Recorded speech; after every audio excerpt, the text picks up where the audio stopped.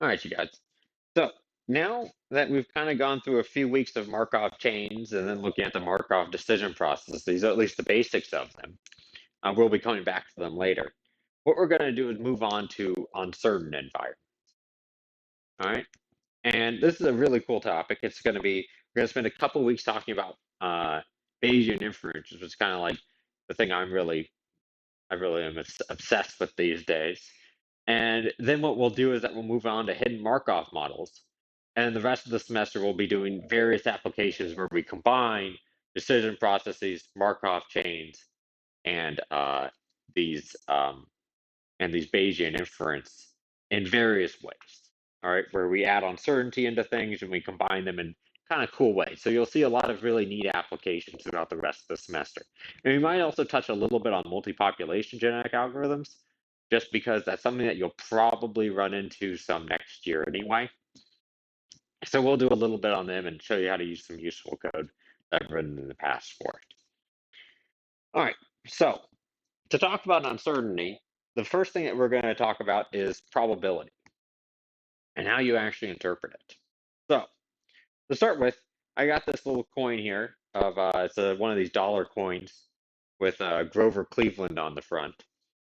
I'm not sure from which presidency it's from, but what I'm going to do is I'm going to toss the coin, right? Just a simple flip of the coin.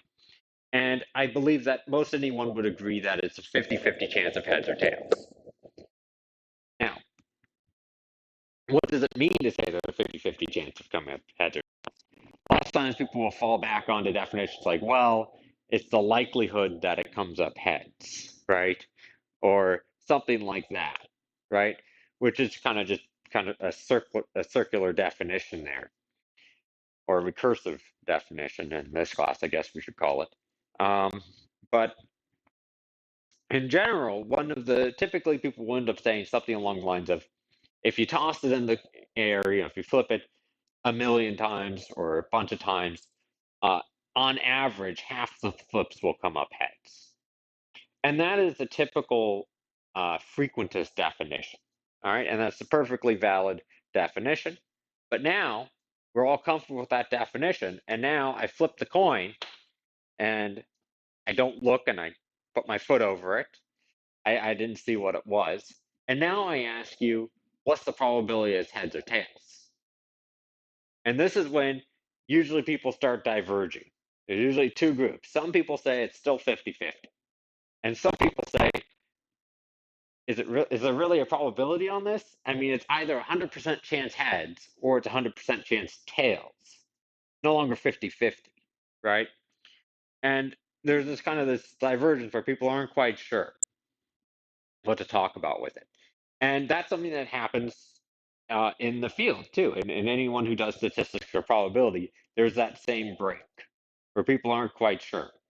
And you don't have to always adopt one and reject the other or anything. You can do thought experiments on each and feel comfortable and go back and forth or whatnot.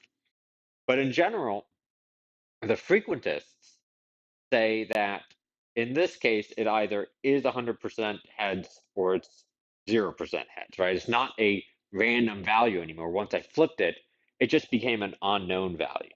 And you can't put a probability on an unknown, only on a random thing. Meanwhile, the Bayesians look at it and say that that probability actually represents not frequency of things coming up heads or tails or whatnot, but rather your personal confidence in how likely heads is versus tails. So in this case, they would look at it and say before the flip, it's so complex of a physics thing where it can contact the floor and all that stuff. I have no reason to have any confidence that it's one over the other, so it's 50-50, right? And meanwhile, once I flipped it and then I covered it up before looking, well, I haven't gotten any useful information, so it's still 50-50. Now, what's interesting is that now I can look at it, I can see what it is, and now for me, I have about 100% chance, in my mind, it's like 100% chance a certain value. But for you, it's still probably 50-50 from that viewpoint, right? And so because of that, what's interesting, in the Bayesian point of view, different people can have different probabilities. Probability is subjective based on what you personally, what information you have, and what information you're choosing to incorporate in your personal beliefs. And so somebody else might sit there and think, oh, well, I've actually seen these dollar coins and they're actually 51.49, and they might think it's 51% chance of being a value. Who knows, right? And so different people put on different probabilities on it. There's not some objective probability. So it's an interesting thing. And it turns out, you might think, okay, so who cares what these definitions are? It was heads, by the way. Um, but it turns out it actually has an effect when you're doing statistics. So to show you that, suppose I asked you the question, what's the average height of a male student at Chapman? Right? That's a simple question. Now, first of all, is it an unknown value or is it a random value? I think we'll all agree that this would be an unknown, right? There is some value if you freeze time. There's some value to it, but it's constant, at least for in small sets of time, and we just don't know it. It's not like every time we look at it, it's different or something, right? It's not like a coin flip. And so, what's tricky about it is that we might have some data to help inform us, and we can't say according to the frequentist, we can't say what's the probability that, say, the height is, say, and I'll just use like mu here because that's typically what somebody uses for the mean. So the average height, what's the probability that the average height is, let's say, greater than, I don't know, we'll choose something that is probably not true, is greater than, say, 6 feet, right? Given our data, right? That's something that we might naturally want to ask. We have some data. We want to know how likely is it that the average height is greater than 6 feet. But frequentists will right off the bat say, nope, can't do that. Why? Because this isn't a random value, right? There is no what they would call sampling distribution that we know for it. It's an unknown, right? Not a random value. So what do we do instead, right? It seems like we've kind of just put the kibosh on this before we even started. So we have to think of something else. And the secret is to come up with a random sample for the data. So the trick is this. We're going to turn this problem from being this, where we have an unknown, right, into instead being the probability of some test statistics, so some feature of the data, which I'll talk about in a moment, given the hypothesis, right? And so this now is an unknown still, but this right here is going to be a random value. So the secret is that you say, okay, what we're going to do is we're going to go around campus and we're going to pick, we're going to have everyone put their ID numbers into like a little, write their ID numbers on a little strip, put it in a hat, right? A strip of paper. We're going to mix it up and we're going to go pull out at random 30 ID numbers. And we're going to measure those people's heights. Now you notice here, because we're picking the people out at random, the data, the measured heights are going to be random. And then we can ask the question of something like this, where we can say, okay, suppose that out of these 30 people, the average height was something like, say, 5'7", and there was a small variance, or 5'8", we'll say, and there was like some small variance, right? Then we could sit there and say, okay, well, suppose that our actual observed mean was equal to, say, 5'8", and then we also have some observed standard deviation or whatnot, which we'll be talking more about that in the next lecture. But now we could say, what's the probability that we would have gotten data this low if this were actually the case, that the true value was greater than 6 feet, right? And now we can actually talk about the probability of that. And of course, we call that probability, based on the test statistic there, the p-value, right? This is all hopefully a review of frequentist statistics, where the p-value is the probability of having gotten data this extreme, or a test statistic this extreme, if the null hypothesis was actually true.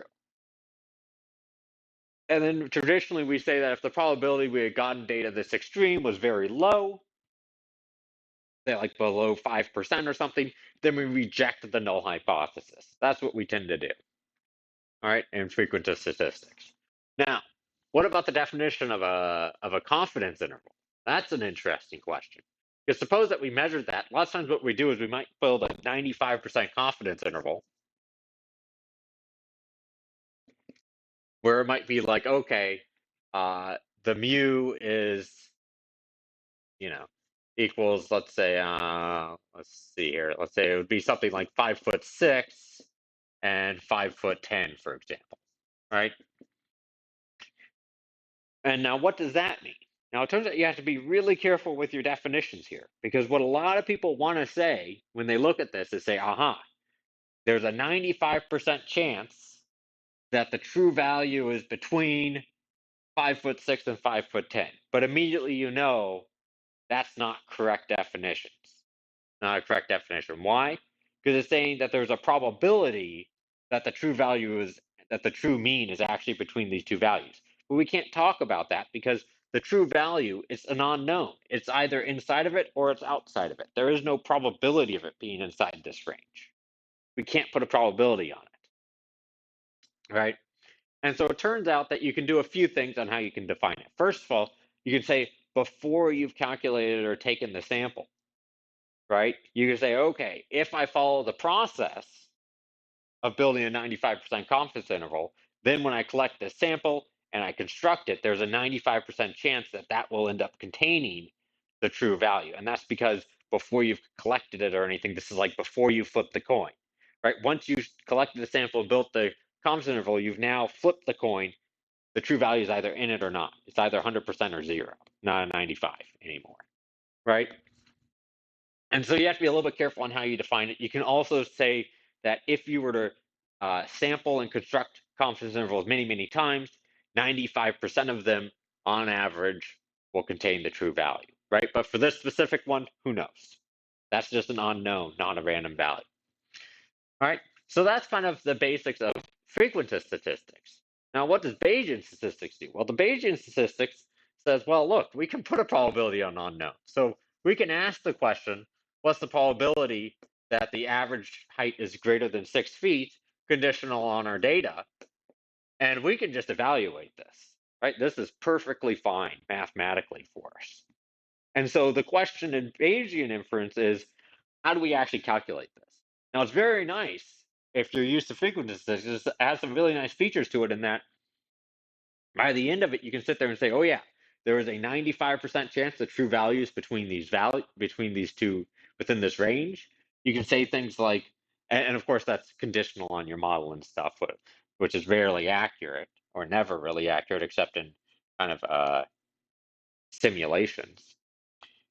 But you can, in theory, say it, right? And then you can also do things like just test your hypothesis. Hey, what's the probability this hypothesis is true? What's the probability this hypothesis is false? Right? You can actually say statements like that.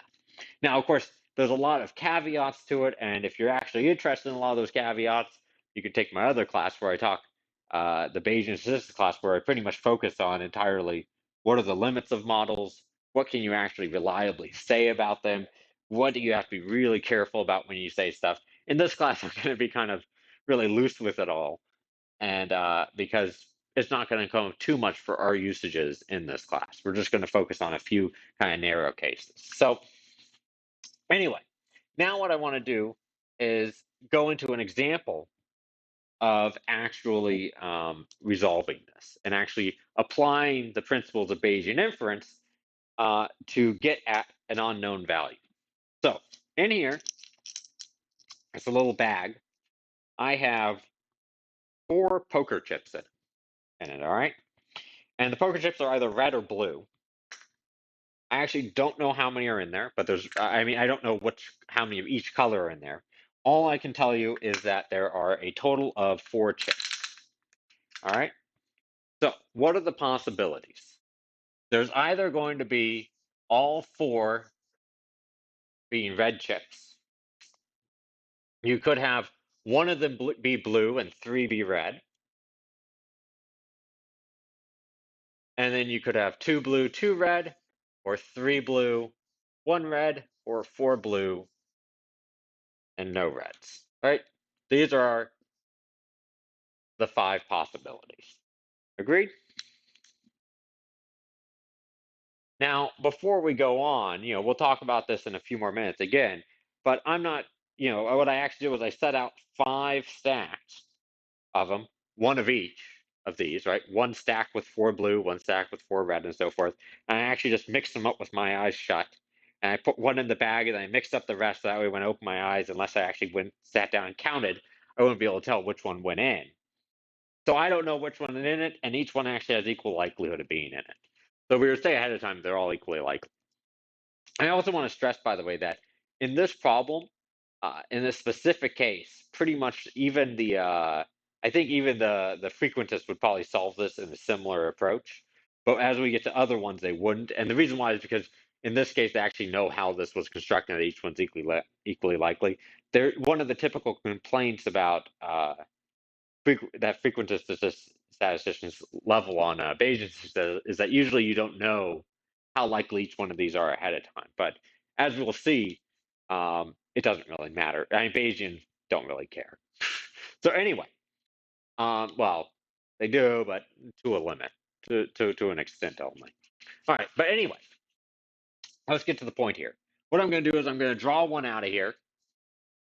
And what we'll do is we'll try to evaluate how likely we think each one of these bags are, which one's in here, based on what we draw out of it. So I'm just going to draw one at random. I'm going to mix it up here a bit. I'm going to pull one out. It's red. And I'm going to put it back in. All right. Nothing funny going on there, right? No funny business. So we got it all in there. And we got it red. Cool. So how likely are each one of these? That's a fair question. Let me show you how we do it to start with. So to start with, what we can do is let's consider this one for just a moment. All right, this one with 1 blue and 3 red. If we ask, okay, what were the possible draws? Assume this was the case, all right, that it really was that bad. Well, there were 4 different things we could have drawn out of it. We could have drawn out the 1 blue, or we could have drawn out one of the 3 reds. Right? There are 3 ways to pull out a red, and there would have been 1 way to pull out a blue. All right. And so in all, what we would have said there is that there are 3 ways to have done it. Right? So we can say, here's the bag. And then we can say, what were the number of ways to have gotten this 1 red that we got? Right? And then we agree that for this one, there are 3 ways. All right? And we could have done the same thing for the other ones. This one, there was 4 ways to have done it. This one, there is 2 ways. This way, 1 way, and this way, 0 ways, right? And all of us already look at it and say, we know this ain't the bag. If this was the bag, we wouldn't have gotten a red. All right. But let's now draw another one out of the bag. All right. Let's see here. I'm kind of let it mix up a little bit here. And it's a blue. Woohoo. Cool. So I'm really glad because I'll be honest, I did this demonstration in my other class, and just by chance it was the all blue one, which was just not nearly as fun, not nearly as good. And so luckily this one at least, I took the chance and did it again with random values, and I do it truly random. And this time I got lucky. At least it has a bit of both. Which, when I think about it, there was a 40% chance I would have been in trouble. So we got lucky this time. All right, so we got a blue. So now let's look at the number of ways that, once again, we'll look at this one at first, and then we'll apply it to all the other ones. How many ways could we have gotten a red and then a blue? Well, what happens is that for the first draw, like I said, we could have gotten the blue or one of the 3 reds. For the second draw, because I'm doing this with replacement, we have the same thing. I shouldn't have drawn these quite the way I did. It's going to get hard in a moment. So it could have been for this one, for the second draw, right? The first one was a blue and then one of the three reds, right? And then if the first one was a blue, then the second one could have been a blue or one of the three reds. And the same for this and all of them, right? 1, 2, 3, 1, 2, 3, 1, 2, 3. And then we have the blue, blue, and there we go. So out of these 16 possible paths that we could have had, right? There's 16 possible paths here, 4 times 4. How many of them are consistent with the data? Well, so far, we have that these three were consistent with the first draw being red, and then the second one being blue. Each one of these one would have been consistent. So a total of still only 3 of these paths are consistent with the data, right? So this one, it's actually still 3. Now, how about this one? Let me erase all of these. Well, the all red one, clearly there's no ways, because the first one, they would have had 4 ways to have gotten it, but then the second one would have been, how could we have gotten a red? Well, none of the paths, how could we have gotten a blue? None of the paths would have allowed for a first red and then second one blue. So there's 0 there and there's 0 here. How about for these two? Well, we could draw it out the same way, and I'll do it for the 2 one, and then it should be pretty.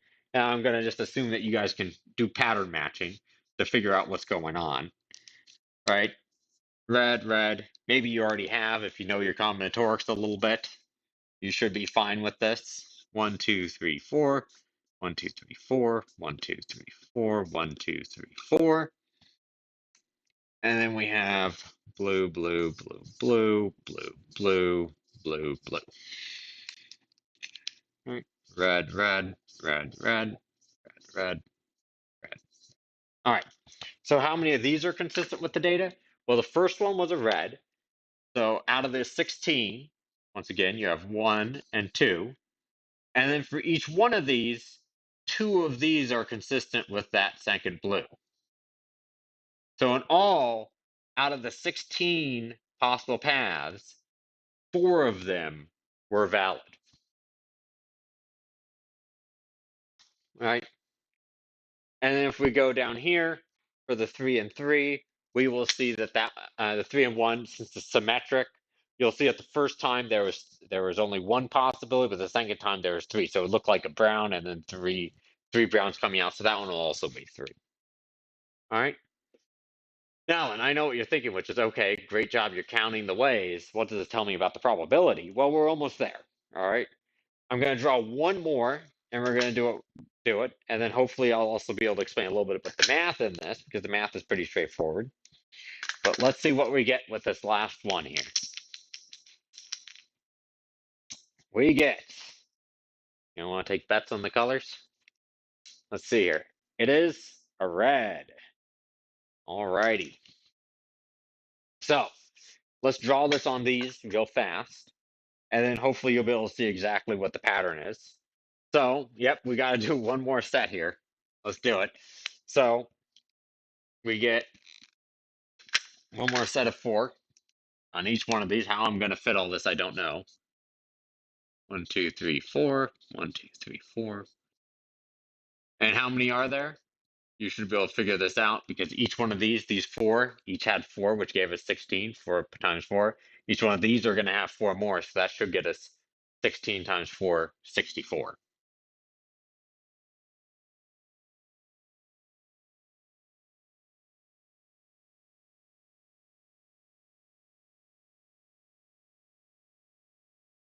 All right. There's all 64 of them. I still got to color them. I know, if I had half a brain, I'd just skip right here. You can luckily just skip forward in the YouTube if you want. Let's see here. 3 red and a blue.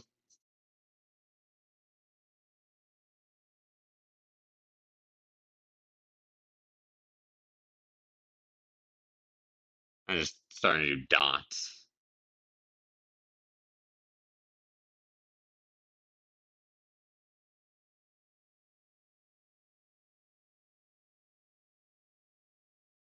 You already see how tedious this is. But don't worry, this is the only time we're going to do it.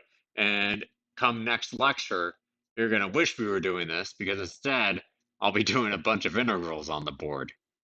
So you'll be wishing that we were just counting again. All right. This is our trip back to elementary school. So, how many of these are consistent with the data of red, blue, red?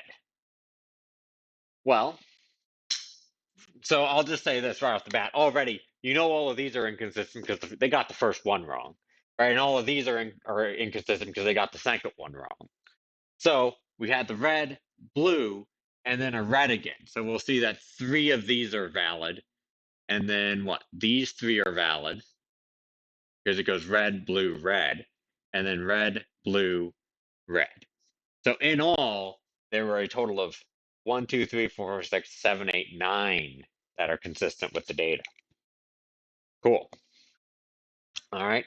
The way that you can also see this is, what does this equal?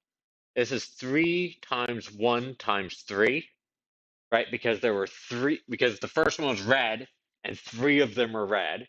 And the second one was as blue, and only 1 of them was blue. So it was 3 times 1. And then the final red gave us times 3 again. So using that pattern here, this one, it's always going to be 2 times 2 times 2, which will give us 8. And you can check it by yourself if you like. All right. So this one's 8. These are still 0 because it's 4 times 0 times 4, or 0 times 4 times 0. And this one right here, what's it going to be? It's going to be 1 times 3 times 1. So it's actually still 3. All right, so those are the number of ways. And then what we can do is that although we would like to be able to say, oh, well, this is the probability, it's not quite probability. 1, it doesn't sum up to 1, and we all know probability should sum up to 1. But we also need to know number of ways for the back, or in general, what we call number of prior ways, right? And this is the idea of how, before we even saw any data, how likely were each one of these back? Because you can imagine if I had told you that when I stacked all these chips, originally I mixed them up and put one in the bag while closing my eyes. What if I told you there were 5 of these stacks and then, or well, maybe I'll say 5 of these stacks and only 1 of these, each of these? Well, then you would sit there and say, well, before I even look at it, this one's 5 times as likely to be in there, right? So we need to know how many ways prior to even seeing any of this data of red, blue, red were there for these to actually end up in the back. And so in this case, I told you each one was equally likely, so we can just write down a 1 for each one of them. We can also, as you'll see, it doesn't matter. If I had 2 stacks of each, I could have put down 2 for all of them. It doesn't matter because everything's going to be scaled equally likely. And then what we do is that we just multiply these together. And then that will tell us the number of total paths, or number of ways total for each. All right. And this should make sense here because you can imagine it as if before we even started this, right? We had said, okay, well, if there were 5 of these, well, then we would have to draw 5 blue reds, right? And so therefore the total number of paths consistent with 3 blue, 1 red would have been 3 times 5 because it has 5 of these trees, each one with 3 branches on it that are valid, right? And that's why we multiply. And so finally we get the total number of ways, and we get 0, 9, 8, 3, 0. And then what we have to do is, because I mean this is all we care about, is the number of ways that are consistent with the data or compatible with the data. All right? Number of ways that this hypothesis is compatible with the data, and also what's the prior ways that we originally thought that it would have been consistent with the data. And now what we can do is just convert this into a probability by making a sum up to 1. And when we look at it, there are 9 plus 8 is 13 plus 3 is 20. So we'd have to divide by 20 for each one of these to get it to sum up to 1. And then we get that there's a 0% chance, a 45% chance, a 40% chance, a 15% chance, and a 0% chance. All right, and that's it with the 3 draws. Now, if you like, we can go a few more and then quickly update it. So let's quickly draw 1 or 2 more. I'll just quickly update these numbers. It'll be very straightforward, right? Because one thing about Bayesian updating is that you can easily add in extra information. So here I drew another one and it's blue. So to do it, what we can do is we can just say, okay, start off with where we left off, right? Which is that we had 983. And then we can just say, okay, with this new data, how do we update it? Well, all we have to do is we just take that and then we multiply by the number of ways that this new data point, each one of the hypotheses is consistent with this new data point, which in this case is a blue. So therefore, we have to multiply by 3. Let's see here. For this one, we have to multiply by 1, so it's still 9. This one gets multiplied by 2, so it becomes 16. This one gets multiplied by, oh man, this thing's starting to get a little bit dry. Let me use the brown instead. And this one gets multiplied by 3, so it becomes 9, right? And so now you can do this math here. This is going to be 1835. And so 16 over 30, I don't know. I'm not going to do the math on this. This thing is a little bit less than half. 9 out of 35, 9 out of 34. That's how I can count. 9 out of 34 is something like about a quarter. So this thing's about 25, 25, 50, thereabouts. A little bit less. This might be like 40, 46 or something. I don't know. All right, if we want to, I'll quickly draw out 2 more, and then we'll call it a day. Because it's still not very conclusive on which one it is, huh? Well, that's the nature of the beast with this type of drawing, with only 4 draws. All right, it's another blue, and then let's see here. All right, and a red. So now, if it was 3 and 3, we can quickly update this. We'll do this last one, and we'll call it a day, and I'll just pour them out, and we'll see what it is. Okay. Our best guess is clearly that it's this one because we got 3 and 3. But let's see here. So all we do is we multiply by 3 times 1. So this one becomes 27. This one we multiply by 4. So it becomes 64. And this one is also going to be 27. Right? So in all, now we can see 54 versus 64. So we give it a little bit more than 50% chance, maybe like a 55, 56% chance that it's this one. All right. And then about a 25% chance for the other 2. Let's take a look. It is. Let's see. It is the 2 and 2, actually. All right. So that's our answer. Cool. So now what we'll do in class is I'll do a few examples of this stuff with other. We can do some real life kind of examples with what if we change the number of priors and stuff. There's some fun problems with this, so we'll do that in class. But for right now, I want to move on to showing how you can expand this. This is a nice little discrete case with only 5 things. But how do you do it if we're, say, talking about a coin? Suppose I have a coin, which I put away someplace, my Grover Cleveland coin. Here we go. Suppose I ask you, all right, suppose I flip this a bunch, and I want to know what is the probability of it coming up heads, right? Suppose I say, well, maybe this is a weighted coin. So we want to figure out what the probability of it is, of actually coming up heads. And by the way, I'll expand on this last example a little bit more. But one way that you could do it, and the thing that's a little bit tricky about it, is that it's no longer a discrete case. Like there's 5 bags, right? There's only 5 possibilities for the probability of a coin. It's not just 0%, 25%, 50, 75, 100. It can take any decimal value, so it's continuous. So what do you actually do to do the math? Now you can do it analytically, and that's fine. But for today, we're going to try to keep it nice and simple, and say, well, what we can do is talk about the we can do an approximation by saying, well, suppose it was discrete. Instead of having these 5 values, right? Or instead of having an infinite number of values, or 5, maybe we'll approximate it as having 10 possible values. 0, well, 11. 0, 10, 20, 30, 40, 50, 60, 70, 80, 90, and 100%. Or maybe we'll say it has 101 possible values. So now we can do an increments of 1%. Is it 0%, 1%, 2%, 5%, so on and so forth. Or we can do it with 1,001 values. But if we do that, it turns out that that means that we can do all the same math we just did, just kind of formalize it into code, and we can do it for 1,000 possible values. And as we keep going, it should approximate the continuous case. And this is called the grid approximation. And so I'm going to walk through just really fast a little bit on how you do that.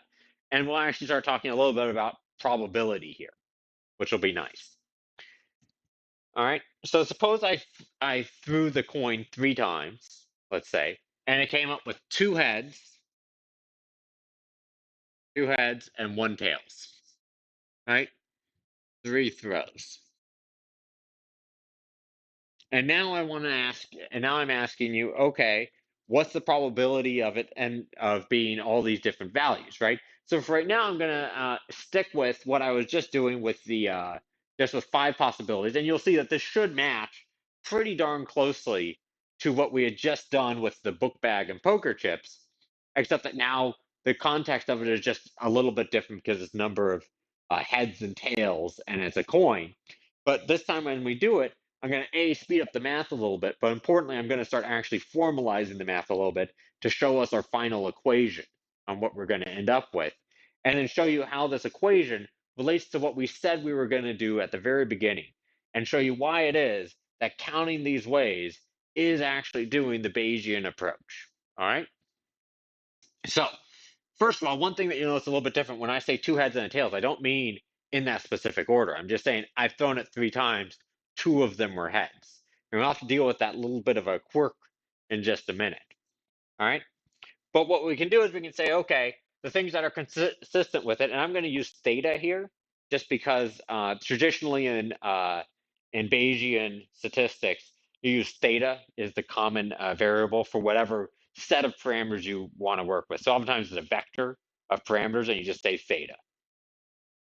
So the coin could be, or the world or reality we live in, it could be that P is equal to 0, or P is equal to 0.25, P is equal to 0.5, P is equal to 0.75, and or P is equal to 1. Now, once again, in reality, we know that the coin could have an infinite number of different probabilities.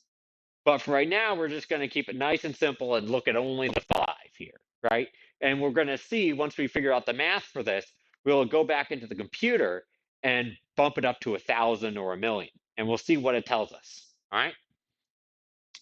So now we want to say, how many ways could we have gotten 2 heads and a tails, all right? Now, it should be just like before, where we were doing it with the bag, where of course these two, it's always going to be 0, right? But these guys might be a little bit more interesting. So for this one with 50-50 chance, you might say, well, how do we first of all, how do we write about number of ways when now we're talking about probability of kind of heads? It's not quite well, you can sit there and say, oh, well, maybe this is like if you have 2 blue and 2 red, right? So therefore there would be 2 times 2 times 2, which is 8. Hey. First of all, you have a little bit of a problem there because there's actually, because we didn't specify the order of it, right? It wasn't like we said heads, tails, heads, which that has 8 ways to generate it, right? But remember, we ruled out some of them before because even though it had the right number of them, they didn't come in the right order with the blue and red. But here, tails, heads, heads is also consistent with the data, and so is heads, heads, tails. And so in fact, rather than just 8, it would be 8 times 3 would be consistent with the data. So it'd actually be 24 here. But we're going to do it even a little bit more different because here, rather than talking about number of ways, where it doesn't really make sense with the probabilities here, we can go straight to what we really are ultimately talking about. Because at the end, we realize that our number of ways we translate it into probabilities. What we were really talking about when we were doing this was the probability of the data of specifically heads, tails, heads, or two heads and a tails, two heads and one tails, given the coin bias, given our theta. I'm sorry, I said I was going to use theta and I put p everywhere. Let me switch that back to theta. Here, and in fact, rather than saying theta equals, I'll just put it up here. I'll just put down theta, right? So the theta could be 0.25, could be 0.5, could be 0.75, and so forth. And now what we want to know is what's the probability that we would have gotten two heads and a tails given the theta, right? Now, hopefully you guys know your binomial distribution, because what you will know, if you do, is that the probability of, say, two heads and a tails given our theta will just be equal to 3 choose 2 times theta squared times 1 minus theta squared times theta to the 1, right? This is what it should be, because in general, what it's going to be is that the probability of getting, say, k heads given a theta and an n, right? So if we throw it n times and we get k heads, right?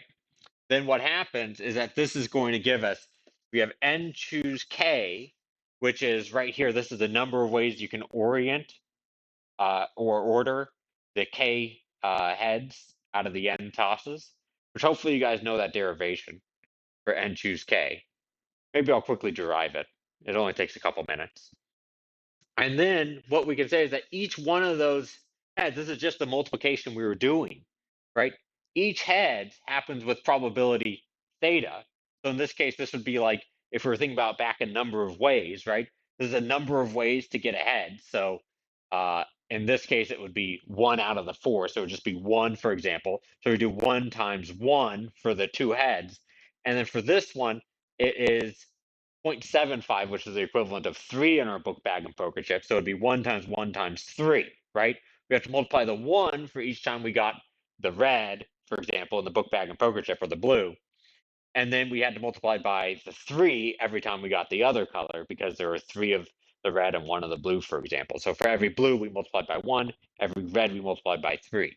Here, for every heads, all k of them, we have to multiply by whatever the 0.25 or 0.75 is. And then we have to do 1 minus that, which is the probability of getting tails, to the power of the number of tails we got. And if we toss it n times and we got k heads, that must mean that we had n minus k for the number of tails. Now, really fast, binomial coefficient. Hopefully you all know it. Hopefully you do, right? It's going to be n factorial. In general, n choose k. Probably should use a capital N, is a little bit more traditional, but doesn't matter. Is n factorial over k factorial times n minus k factorial. Now, where does this come from? Oops. N minus k factorial. Now, where does this come from? It's actually fairly straightforward. The easiest way I tend to think about it is is like a racehorse, right? So imagine you have 8 racehorses, or 8 numbers in this case, right? So you have 1, 2, 3, 4, 5, 6, 7, 8. And if I first ask you, okay, suppose that I want to know how many ways can the finishing top 3 places be, can there be like the top 3, right? Because oftentimes you can bet on, here's who's coming in first, here's who's in second, and here's who's coming in third for this racehorses. How many different possibilities are there? Well, it's pretty straightforward. The very first one for first place, right? For first place, you have 8 choices, right? And now for second place, what's going to happen is you're going to choose one of them to be in first place. Let's say we chose 6. Now for the second place, how many different options are there? There's 7 choices, right? And then finally for third place, Now we've taken up 2 of them, so that leaves us with 6 choices. So in all, what it's going to be is just, I'll erase this and we'll rederive this in just a moment. It's going to be 8 times 7 times 6. Now, what mathematicians came up with, it's a very simple idea here, is why don't we try to simplify this a little bit and write a little bit differently, where we write as 8 factorial, right? Which, if you remember your factorial, is 8 times 7 times 6 times 5, 4, 3, 2, 1, and divide that by 5 factorial. And all that's doing is, if you expanded this out, is just times 5, 4, 3, 2, 1, and then divided by 5 times 4 times 3 times 2 times 1.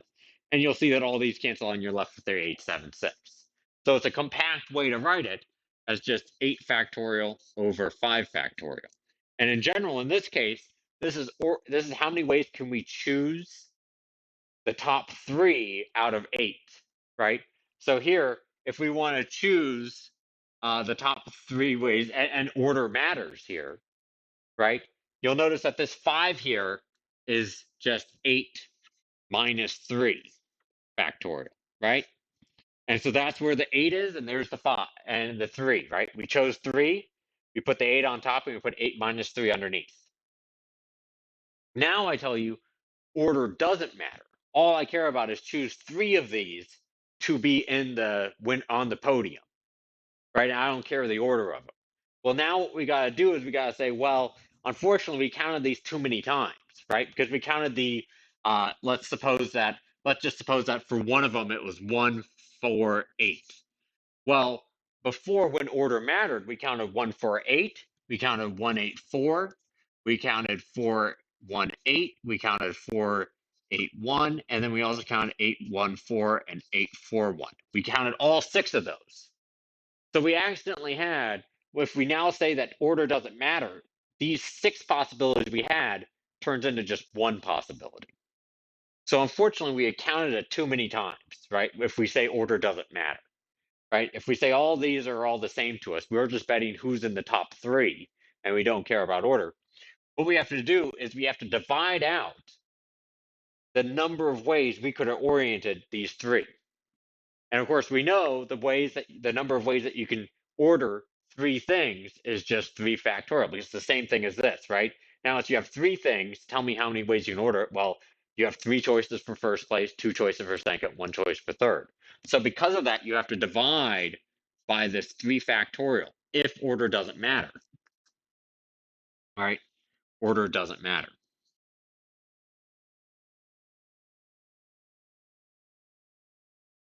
Right? And so in general, what we do is that if we have n things and we have to choose k of them and we don't care about the order, which is just like here, we have 3 throws and 2 of them are heads, and the question is how many ways could you do that? That's going to be just the n factorial, right, divided by the n minus k factorial. This is the part right here, like here, where all it was to say how many ways when order does matter.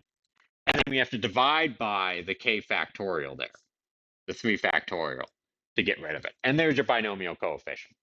So anyway, we're back here. Let's write this out, right? The probability of actually seeing this data, given the hypothesis here that theta is equal to 0.25, we can just plug this in. So it's going to be 1/4. And then since we had 2 heads, it's going to be 1/4 squared, which is 1/16, times 3/4, which will end up giving us a total of 3 over 64.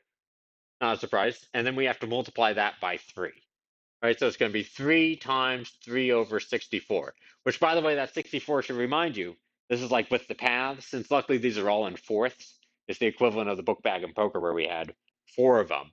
And therefore, there are 64 paths, 3 of which are consistent. So you can see that the probability lines up exactly. The only difference is that we have to multiply by 3 because we don't care about the order.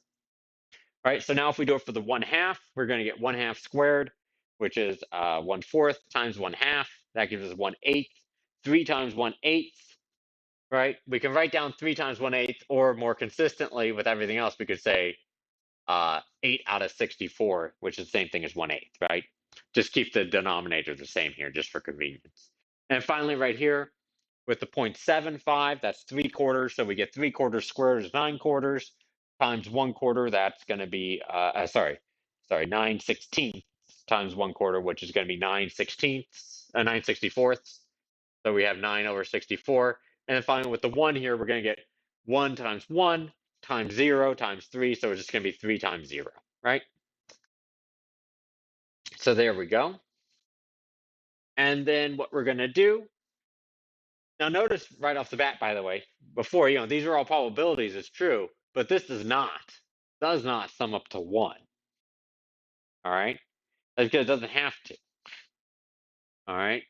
Because here, each one of these is a different hypothesis, and the sum of these different thetas is not actually the set of everything possible. And so it's a little bit weird, but just notice this is what we call the likelihoods. The likelihood.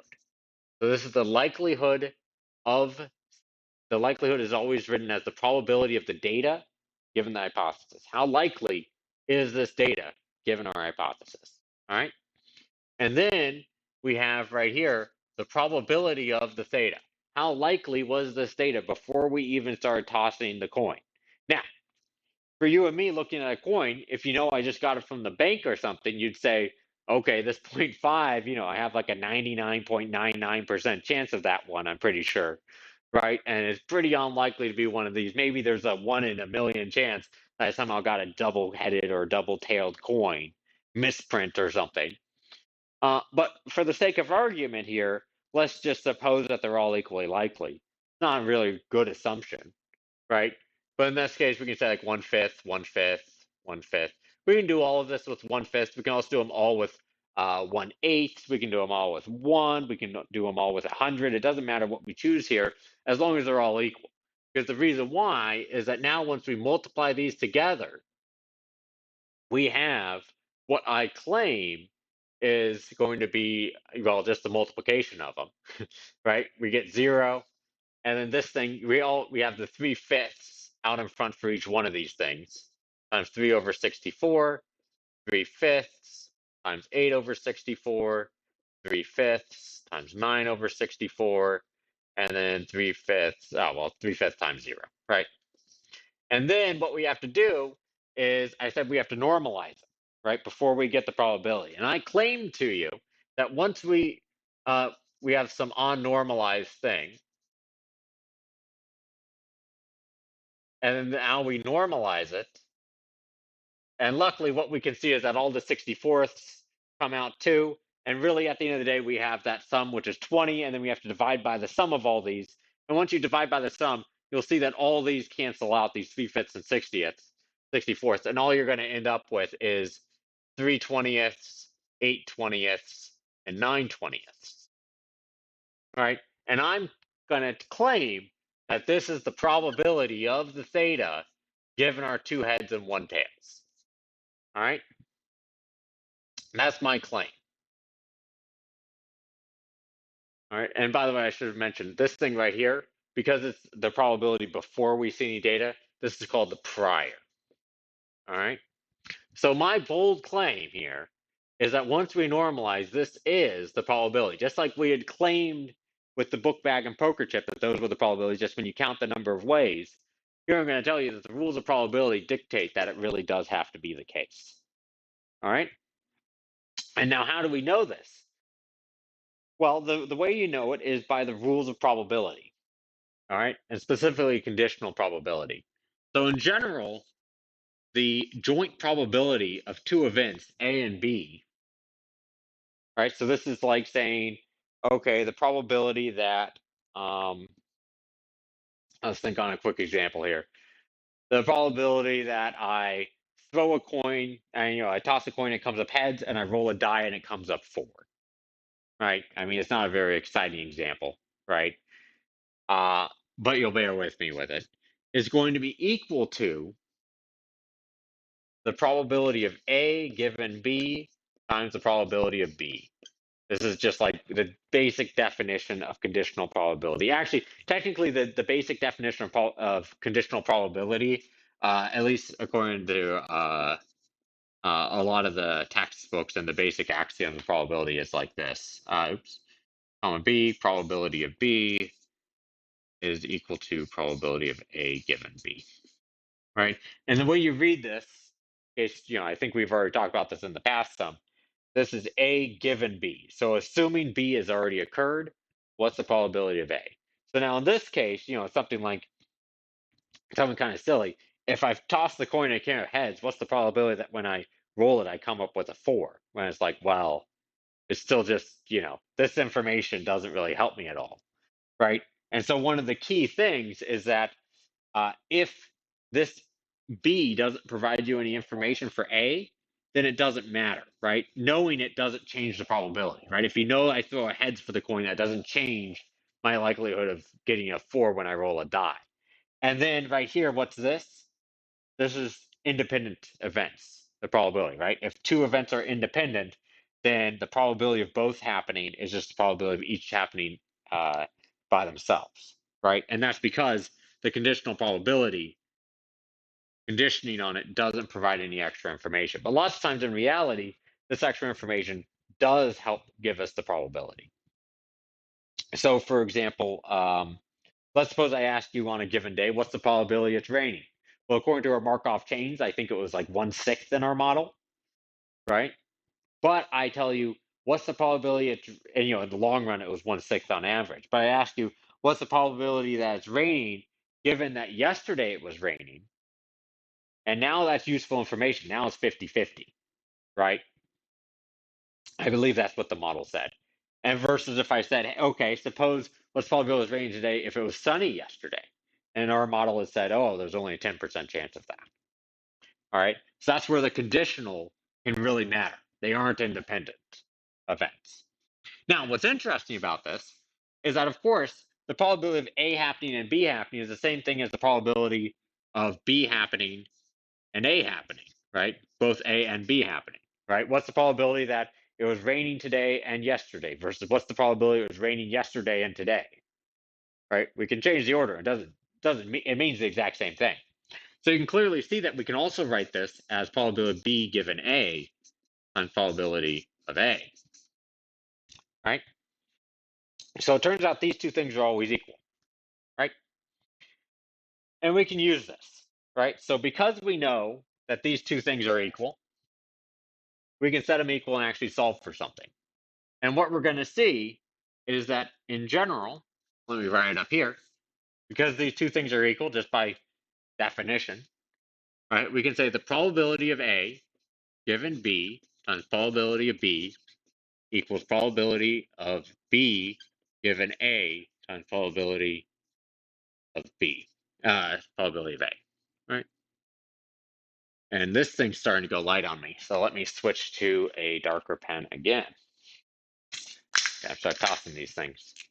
All right, let me try our green. I haven't used green in a while. Let's see here. So now what we can do is we can just divide by PB. Oh no, that's a disaster. Let's go with the red. And divide by PB. And what we'll see is that therefore probability of A given B is equal to the probability of B given A times probability of A all over probability of B. And this is Bayes' rule. Now, this is just standard probability. It is not anything special to Bayesian inference or anything like that. The reason why it's typically called Bayesian inference is in part because pretty much all of statistics is derived using this formula in Bayesian statistics. Why? Because our entire purpose, remember, we had said that frequentists wouldn't allow for it with their hypotheses, which is what's the probability of our hypothesis given the data. That's what we wanted to get. I said, how do we do this, right? Usually with the frequentists, they had to do what's the probability of the test statistic given, assuming that some hypothesis, right? Assuming that that theta was equal to 0 or greater than 0 or something like that, right? But I claimed that we were going to do the opposite. What's the probability of what we don't know given what we've seen, right? And in general, that's all that statistics is. What's the probability of something you don't know conditional on what you've seen and what you do know. How do you take what you do know and back out something that you don't know? And according to Bayes' rule, what's this going to be equal to? Well, it's going to be the probability of the data given our hypothesis times the probability of the hypothesis divided by probability of the data. All right? Deal. Cool. So we have already identified at least two things on the right. So this one right here, what's the probability of data given the theta? Well, that's right here. And that's what we call the likelihood. All right? Oh, and by the way, in case you don't know, it's Bayes' rule. Yeah, Bayes' rule. Maybe do people add an apostrophe after? I don't know. You think I'd know, but I don't. All right, so here's the likelihood.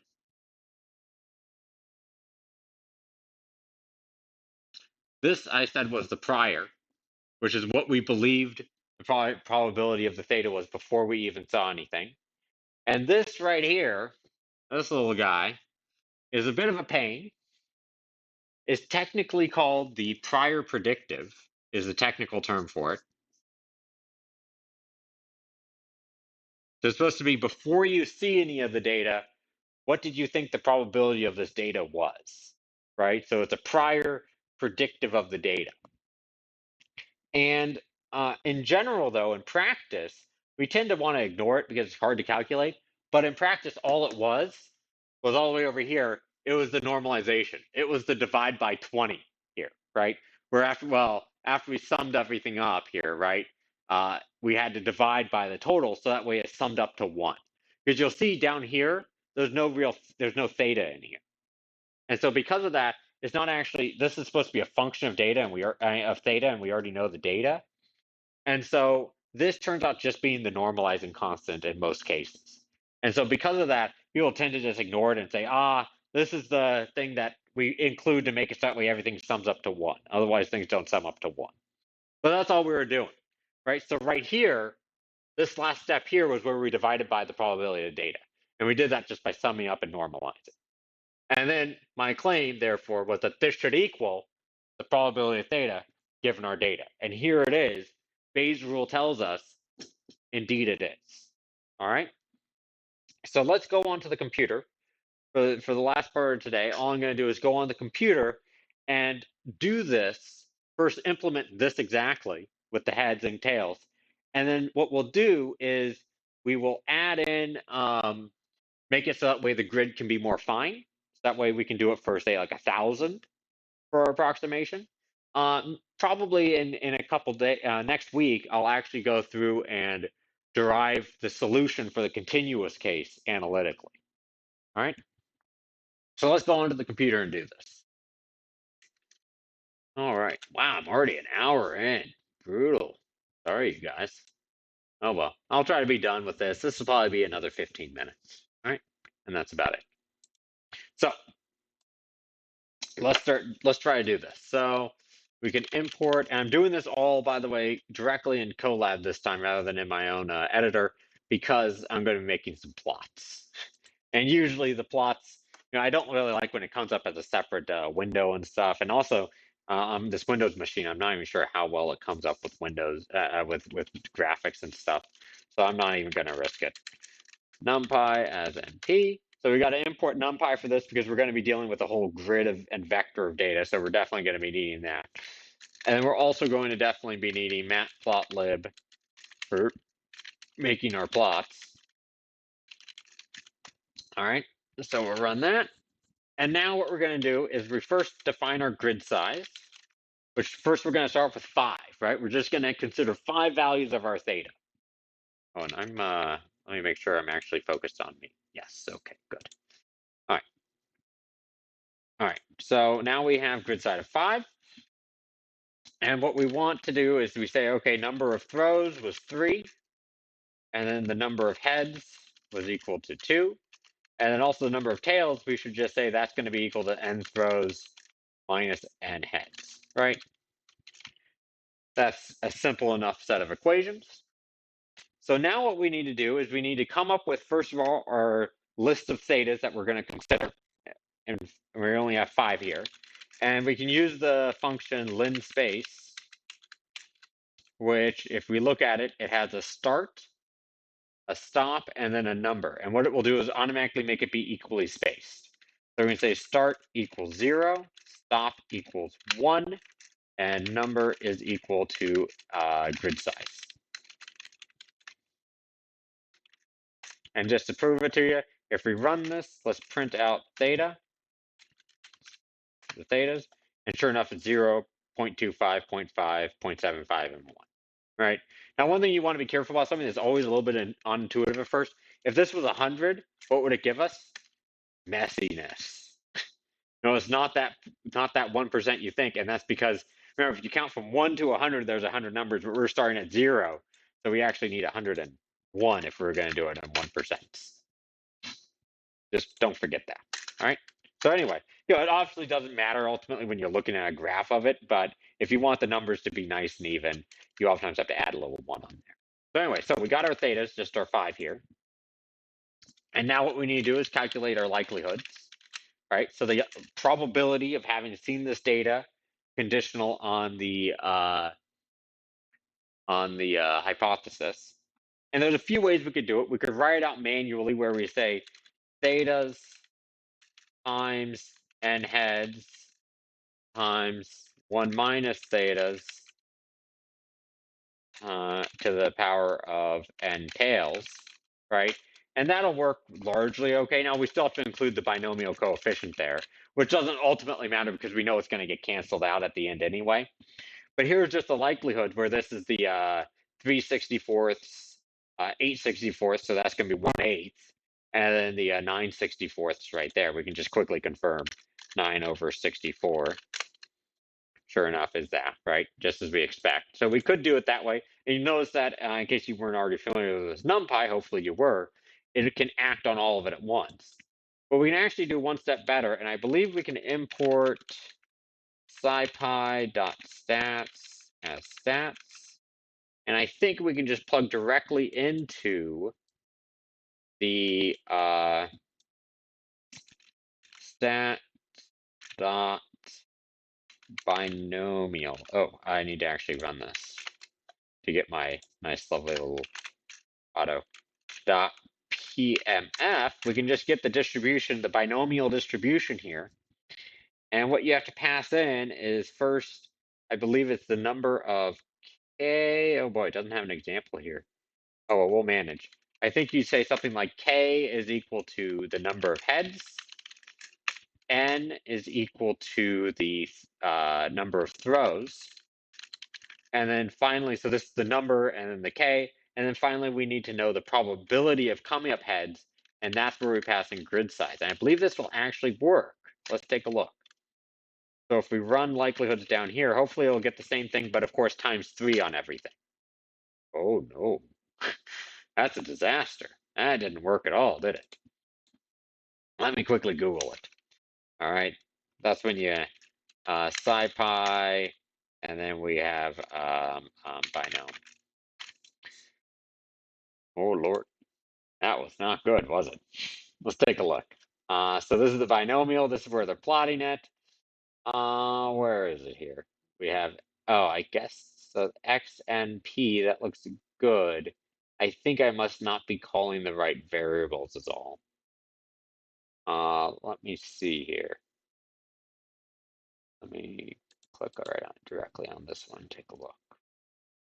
X is the quantiles. What is this garbage? Sorry. It just takes me a moment here to find this. PMF. Oh, it takes an X N and P, not K N and P. I guess that must be it. That's just K. That's supposed to be K, not N. So let's change X, not K. Let's try that out. Oh no. Now it's missing K. Oh dear. All right, I think we can cheat here and maybe just get rid of the labels and maybe it'll just work. Let's see. NaN. What's going on with that? Maybe I'm making a mistake here. Let me see. Stats.binom.pmf. Let's test it out here. If we have 2 heads, 3 throws, and then the probability would say 1/2. See what it spits out. That looks good, right? And if we pass in an array of, oh, it's because I'm passing in grid size. I meant to pass in thetas. You guys were all probably staying at home going like, what an idiot this whole time. And it works like a champ. The reason why it was giving NaN is because the grid size is 5. So how do you have a probability of 5? You know, I had it all perfectly right. I just passed in the wrong data. There we go. All right. And now it looks exactly like we expect. It's the same thing as we had before, just multiplied by 3, right? So 1/8 becomes 3/8. Let's quickly test that out, right? We had 9 over 64 times 3. Oops, I said times 2 there. I meant times 3. And I meant 64, not 46. Eventually I'll type correctly. And it matches up exactly, right? So there's our likelihood. We got our priors, which in just this case, we just want a list of just all equal values. So we can just say np.repeat, and then we can say 1 over grid size long, right? Now, in theory here, like I said, this doesn't technically have to sum up to 1, but I made it sum up to 1 anyway. So here, we can just down priors here. It's just 1/5 5 times, right? So we know it sums up to 1. And now our on-normalized result, right? Which, by the way, I never gave it a name. I meant to. Let me quickly do that before we do anything else here. Because it's critical I label this. This is like I'm going to use this term like a bajillion times over the next 2 weeks. If this is the prior, which is what we thought it was before we saw any data, now what do we think the probability of theta is after seeing data? We call that the posterior, right? Because it is what we believe after seeing it, so post, right? So now that we have that, let's just go back here and let me make sure I switch back here. Good. So the likelihoods, so the unnormalized posterior, hey, maybe I'll actually name it a posterior unnormalized or unstandardized or something, on norm or something like that. It's just equal to the likelihoods times the priors, right? We multiply those 2 columns together, and now we get this third column, but unfortunately, it doesn't sum up to 1. So what we got to do is we have to say posterior is equal to posterior on norm divided by np dot sum of posterior dot on norm, right? So we got to posterior on norm. There we go. Right? We have to divide by the sum. And now let's look at the posterior. Hopefully, it should match what we said, which was going to be the 15%, 40%, 45%. And there it is, 0, 15, 40%, 45%, exactly like we expected. And now we can say plot dot plot thetas, comma posterior, and we get this nice, lovely, beautiful plot right here. What we can do if we want it to be dots instead of connecting the lines, I believe we can do that. And those are the 5 points. Looks nice. Now, hopefully, I've already written everything to be nice and generic, so now I can say bump this up to, say, 20 points, or 21 points, just to make sure they're nice increments of 5%. Let's run it and take a look. Wow. That looks pretty cool, doesn't it? Now it doesn't look nearly as janky. It almost looks like a curve. All right? Pretty cool. Can we do that? Yeah, there we go. That's how we want to do it. Yeah. All right, let's bump it up to 101 Dalmatians. There we go. Let me actually, now we can just even get rid of the dots here. Oh, look at that. Looks cool. Right, and then let's bump it up to 1001 just for effect. There we go. Right, looks pretty cool. Now you notice that the probabilities here keep getting smaller, this y-axis, and that's because we have 1,000 points. So the odds that it's exactly one value keeps going down because there's, so many other values that it can be. Now also, where does this peak right here? Where's the peak right here? That looks to me right about 0.66, about 2/3. And that's what it should be because we threw it 3 times and 2 of them came up heads. So of course, our best guess would be that it comes up heads 2/3 of the time. Now, this uncertainty, there's a lot of uncertainty here, right? It could still be only a 20% chance of coming up heads in reality, and we just happened to get lucky and got a lot of heads. Suppose I threw it 30 times and 20 came up heads. Will it look the same? Not so much.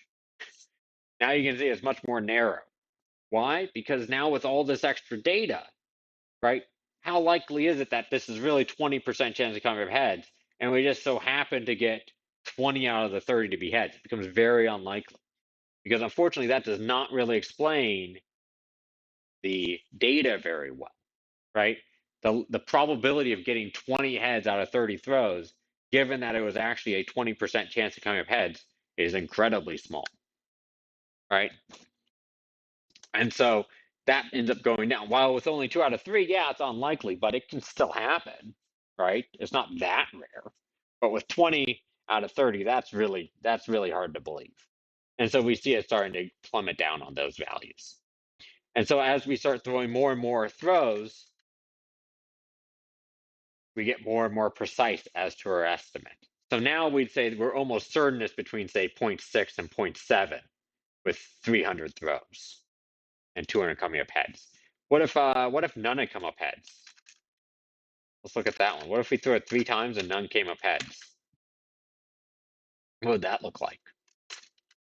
Looks like that, right? Our best guess is that it is actually a double-headed coin, but there's a lot of uncertainty to it, right? It could just be that it's a normal 50-50 and this is just a 1 in 8 chance, right?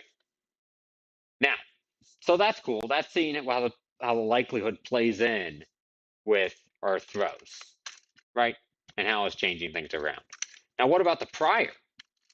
The prior is something that's kind of interesting, right? In this case, the prior that we had was just all ones, right? So it's just some flat grid. What if we actually had some beliefs ahead of time? What if we said that we knew for certain that it had to be at least 50%? Suppose we said that. Above 50%, we didn't know. So let's quickly try that out.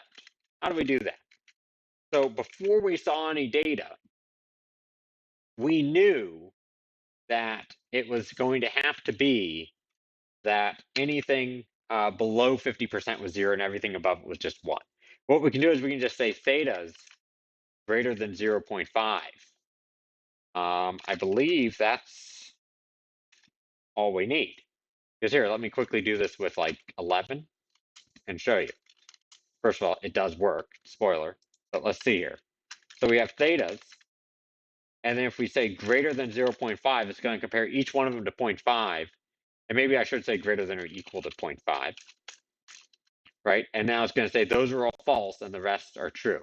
And automatically, when you try to multiply stuff by it, like right here, it'll convert these into 0 ones, right? So you can see if I say multiply by, say, 2, it converts all the ones that were false to 0 and the ones that are true to 1. And so here we can just say greater than or equal to 0.5. And now let's run this for the 100 or 1,000 case. And what you'll see is that it looks exactly like it did before, except suddenly it just plummets down to 0. And that's because ahead of time we said there was a 0% chance of, before we even saw data, that it was less than a half, right? We knew for sure. So because of this, according to this prior here, then we just zero those out, and then we have to shift that probability into the other ones, but we shift them all equally likely into the other ones. All right. So if we actually compared it to the original prior, let me do that. You'll see it has the exact same shape. It's just that it was cut off. And likewise, if I were to instead cut off above 50, you would see this shape right here, and then it cuts off. Let me quickly do that just to show it to you. And then we'll talk about actually some realistic priors. All right, there we go. You see it's the same shape, just get cut off. All right, now let's talk about some more interesting priors real fast. What about a prior like we had watched somebody just walk out of the bank with it, right? What if we had that? Well, now our prior, let's do something a little bit more interesting. Let's say that our prior is instead going to be stats.norm of loc equals, say, 0.5, and then loc scale equals, say, 0.1. So let's quickly plot this prior first. and then we'll take a look at it. So instead of plotting the posterior, let's plot the prior and make sure it looks good. It does not. I made a mistake there. Let me just do dot PDF of theta's comma that. I think that's what we want. Let's take a look. Yeah, there it is. So suppose we walked in with the prior like this. Now this is actually not a very reasonable prior, because this is saying, oh yeah, you walk out of the bank and you're pretty sure it's 50-50, but there's a good chance it's a 25%, 30% coin, 30-70 coin. Maybe there's a good chance it's 70-30. That's a pretty unreasonable prior, let's be honest. But let's suppose we did this as our prior. Now let's look at our posterior. And it still looks, the same because it's supposed to be priors. I wasn't naming it. There it is. Right? So you can see it doesn't actually get moved, like hardly at all. Like it's almost the same. And that's what we would kind of expect, because we only threw it 3 times. What if we threw it 30 times and it came up heads 20 of them? Right? Now you can see it's shifted it. It's shifted it over to being, okay, maybe it's a 60% chance. Right? What if I said I threw it 30 times and it came up heads 0 times? What will that one look like? Let's see. It doesn't. I look at that and I say that's kind of stupid. Right? Like that looks kind of stupid, doesn't it? Oh yeah, there's a 18%, my best guess is that there's an 18% chance it comes up heads. And yeah, I suppose it's possible it's a 0. Right? Like why is it doing that? Well, because we have a really strong prior, right? In reality, what we're saying is if we go back down to only, let's say 0 and 3, what we said to begin with was that we were pretty darn sure it was on 1/2, and importantly, because we're using a normal distribution, that thing decays exponentially. So what we're really saying is that compared to say this it being 0, truly 0, we think 0.5 is like a million times more likely. So you got to have really strong data to pull it over there. And in fact, like I said, this is actually kind of a silly prior anyway, because I thought that it should actually be much tighter. Right? I thought it should be like scale of 0.01. You would think that would look different. Let me see something here. Did I make a mistake? Scale of, maybe scale of 1? Let me see that. What's that look like? All right, nothing changing. Oh, I'm plotting prior again. I'm sorry. That's why. There we go. Let's change that to 0.01 again, like I expected. There we go. Now it's really tight, right? And now if we say posterior, you'll see that it doesn't move with 3. It probably won't even move with 30, right? Even with 300. Now with 300, it'll probably move. That one it'll move, but not by much, right? And now you sit there and go, well, geez, this whole prior thing looks pretty stupid because, that prior looked kind of reasonable. It's really tight on 1/2, which is what I kind of expect from someone walking out of a bank. But let's be real here. If we then toss that coin straight from the bank 300 times and we get 0 heads, we know it's a double-headed coin, and a double-tailed coin, right? We know that. So what's going on here? Well, in reality, this is not very representative of your actual prior. It's just not. Right? In reality, your prior is something more like this. I see someone walking out of a bank, getting, the teller handing them a coin, and they're going to toss it. Right? In reality, I think that that's something like a 99.99% chance that it's just a fair coin. It's just centered right on about 1/2. Right? But I admit that there is a slight chance, a 1 in 10,000 chance, that this thing is some messed up coin. And at that point, it can be anything, right? It could easily be, anything, right? At which point now we have an np.repeat, 1 over grid size, comma grid size, right? And what this is saying is that, okay, 99.9% sure walking in before I've thrown this that it's just a fair coin. But there's this ever so slight chance that it's just anything, right? This is some weirdo coin. So if we run this and plot our priors first, you won't even see a difference, right? But in reality, everything here is just ever so elevated, slightly above 0. And now let's look at what happens. Let's see if we just run it for 3, and let's look at the posterior. It still looks, yeah, you throw a coin 3 times, it comes up heads, 0 of them. You're still pretty sure it's the fair coin. But now let's say we do it 10 times. Still pretty sure. All right, doesn't really change much. Okay. And I don't know, maybe that's not even realistic. Maybe I made it a little bit too strong. But don't worry. Once we get up to say 15, let's take a look at it. Okay, now this is getting annoying because this one should have I thought by 15 it would have shown me something. Let's do it for 20 and let's see. All right, what's going on here? All right, give me 1 second here. I must have a small mistake here. That's the only explanation. Unnormalize, posterior on norm. That should have worked, I would have thought. Within 20 coins. Let's see 30. All right, there we go. With 30. I guess I might have just had to be a really strong prior. Let me knock that down a bit because let's be realistic here. Maybe it's more like that. Let's do it this way with just 99% sure and 1% sure. It might be that I have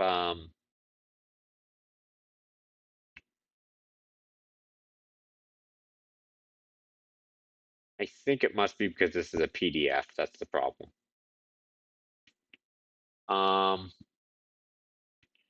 Yeah.